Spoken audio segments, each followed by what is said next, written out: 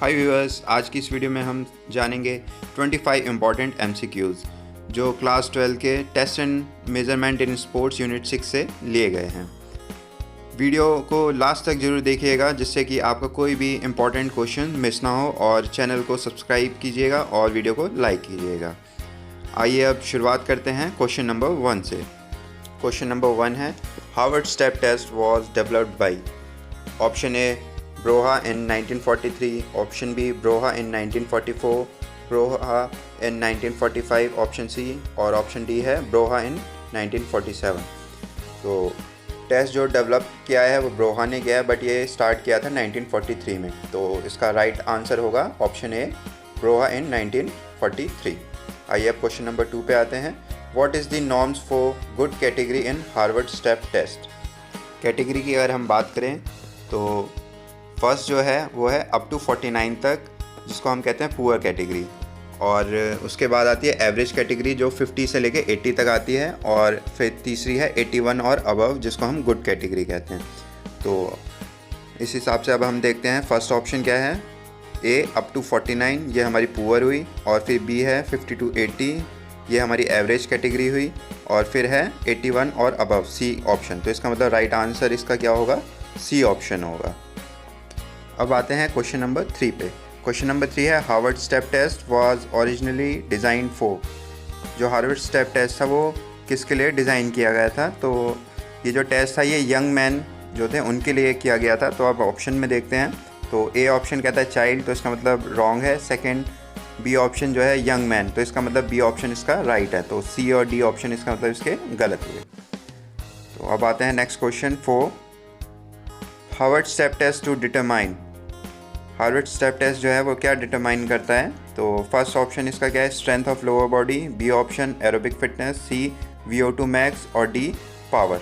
तो इसका अगर हम राइट आंसर की बात करें तो इसका राइट आंसर क्या है, एरोबिक फिटनेस। इसका आंसर हुआ बी ऑप्शन एरोबिक फिटनेस। आइए क्वेश्चन नंबर 5 पे आते हैं। In the original validation of the step Brouha tested fill in the blank students at Harvard.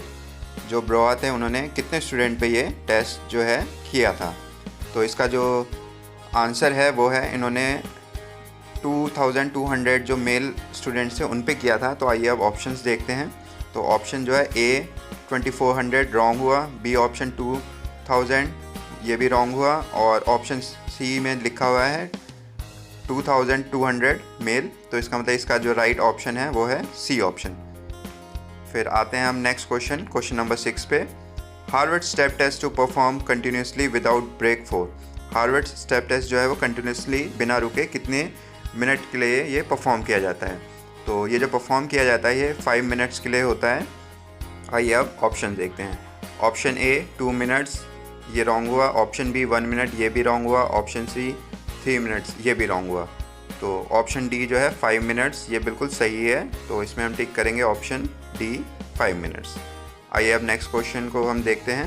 Question number 7, in Harvard step test bench height is. जो हम Harvard step test करते हैं उसके bench की height कितनी होती है। तो वैसे विमेंस के लिए अलग होती है और जो मेंस है उनके लिए अलग होती है। मेंस के लिए 20 इंचेस इसकी हाइट होती है और वीमेंस के लिए 16 इंचेस हाइट होती है। तो आइए अब ऑप्शन देखते हैं। ऑप्शन ए 18 इंचेस ये रॉन्ग हुआ, ऑप्शन बी 25 इंचेस ये भी रॉन्ग हुआ, और ऑप्शन सी 20 इंचेस। तो ये ऑप्शन ठीक होगा क्योंकि ये मेंस के लिए बिल्कुल परफेक्ट है, और ऑप्शन डी 24 इंचेस तो ये भी गलत हुआ। क्योंकि इसमें क्वेश्चन हमने दोनों इसलिए देखा था क्योंकि क्वेश्चन में स्पेसिफिक नहीं किया गया था कि हमें मेंस के लिए बताना है या वीमेंस के लिए। तो यहाँ पे 20 इंचेस हमें मिला जो मेंस के लिए है, तो इसलिए हमने इसमें ऑप्शन सी को हम टिक करेंगे। आइए अब क्वेश्चन नंबर 8 पे आते हैं। In Harvard step test at the command go and will step up and down on the bench at the rate of fill in the blank steps per minute। हमें question में बताना है कि पर minute कितने स्टेप्स आपके up and down होते हैं। तो इसका राइट आंसर क्या है, वो है 30 स्टेप्स। वैसे हम टोटल इसे 5 मिनट्स परफॉर्म करते हैं, तो 5 मिनट्स में हमारे टोटल 150 स्टेप्स परफॉर्म किए जाते हैं। तो अब हम क्वेश्चन में जो 1 मिनट पूछा गया है, तो आइए अब हम ऑप्शन में देखते हैं कि 30 स्टेप्स कौन से ऑप्शन में लिखा है। तो फर्स्ट ऑप्शन जो है ए, उसी में 30 स्टेप्स लिखा हुआ है। तो इसका राइट आंसर क्या होगा, ऑप्शन ए। आइए अब आते हैं नेक्स्ट क्वेश्चन नंबर 9 पे। तो क्वेश्चन नंबर 9 है how to calculate Harvard step test. तो हार्वर्ड स्टेप टेस्ट जो है उसे कैलकुलेट करने का फॉर्मूला है duration of the exercise in seconds into 100 upon 5.5 into pulse count of 1 to 1.5 minutes after exercise physical to fitness index score. तो आइए अब देखते हैं कि ये फार्मूला कौन से ऑप्शन में लिखा हुआ है।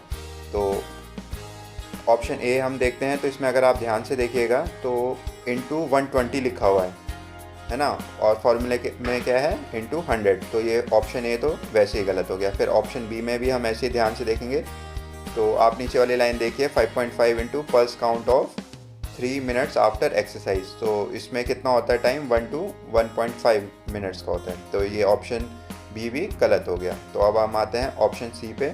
तो ऑप्शन सी में क्या है, अगर आप नीचे वाली लाइन को ही ध्यान से देखिए 2.5 इंटू पल्स काउंट दिया हुआ है, बट इसका फार्मूला में कितना होता है 5.5, तो ऑप्शन सी भी गलत हुआ। जो तीनों ऑप्शन ऊपर के गलत हो गए तो ऑब्वियस सी बात है कि ऑप्शन डी सही होगा। तो इसमें हम जो ऑप्शन डी है उस पर टिक कर देंगे। तो आइए अब हम आते हैं नेक्स्ट क्वेश्चन नंबर 10 पे। क्वेश्चन नंबर 10 है what is the purpose of senior citizen test. जो सीनियर सिटीज़न टेस्ट है उसका क्या पर्पस है। तो हम सीनियर सिटीज़न टेस्ट के पर्पस की बात करें तो इसका पर्पस है टू एवेल्यूएट फंक्शनल एबिलिटी।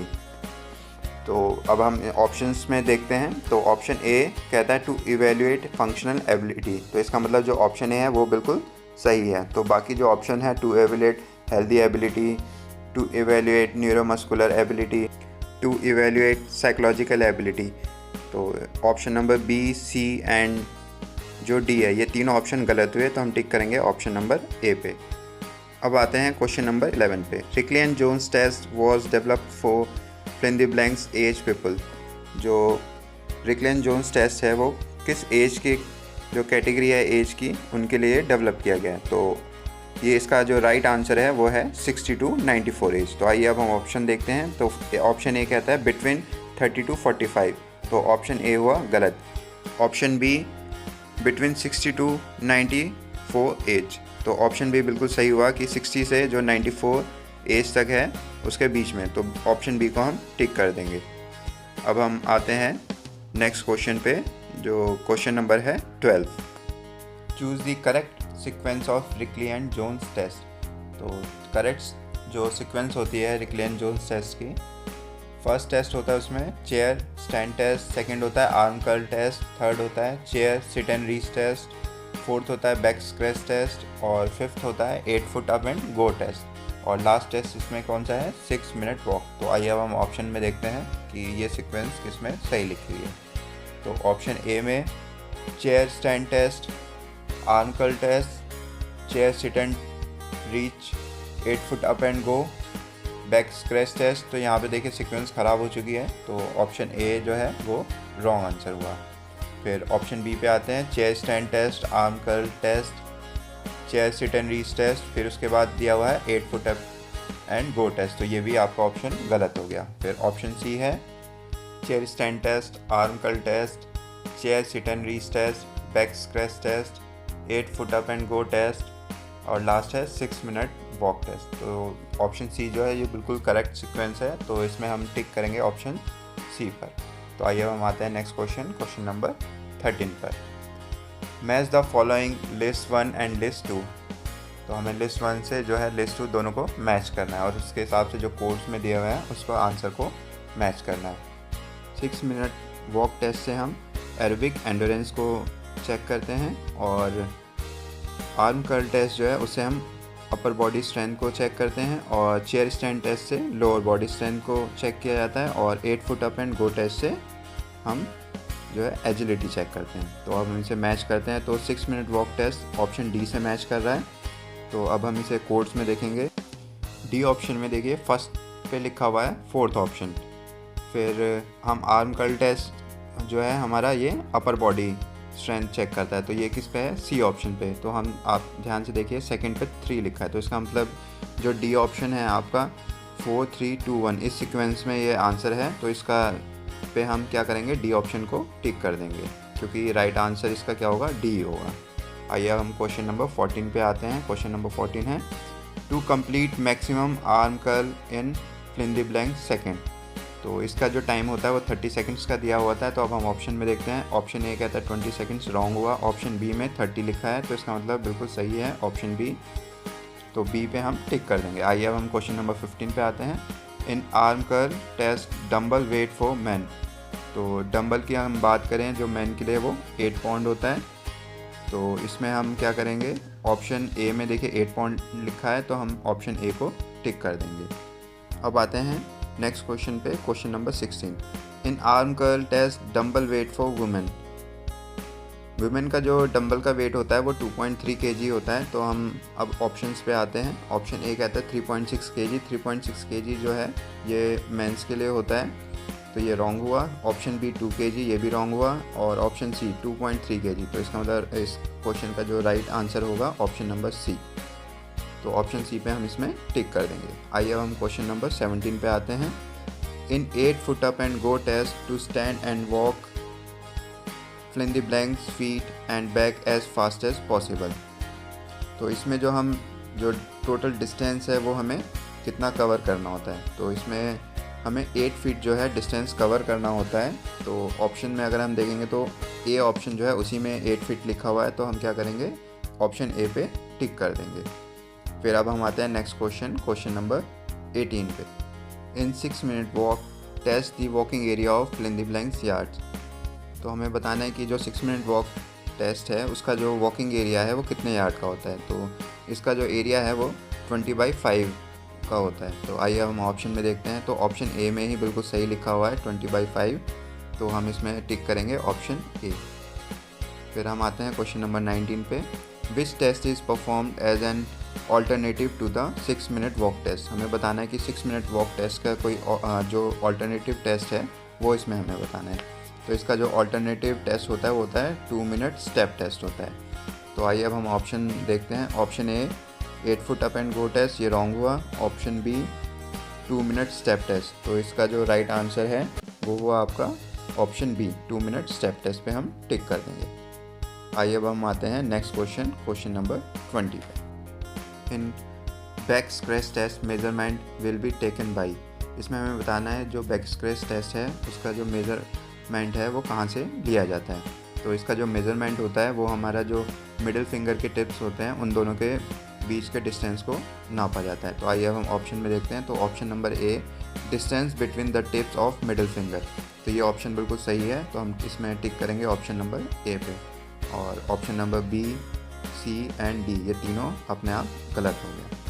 तो आइए अब हम आते हैं क्वेश्चन नंबर 21 पे। Straight back chair without arms, cone, stopwatch required in which test. तो हमें बताने ये जो इक्विपमेंट की हमें रिक्वायरमेंट है ये किस टेस्ट में हमें ज़रूरत पड़ती है।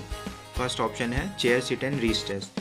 तो chair sit and reach test जो है उसके अंदर हमें एक स्ट्रेट बैक चेयर की रिक्वायरमेंट होती है और एक 18 इंच के रूलर की रिक्वायरमेंट होती है। तो इस हिसाब से ये फर्स्ट ऑप्शन हमारा रॉन्ग हुआ।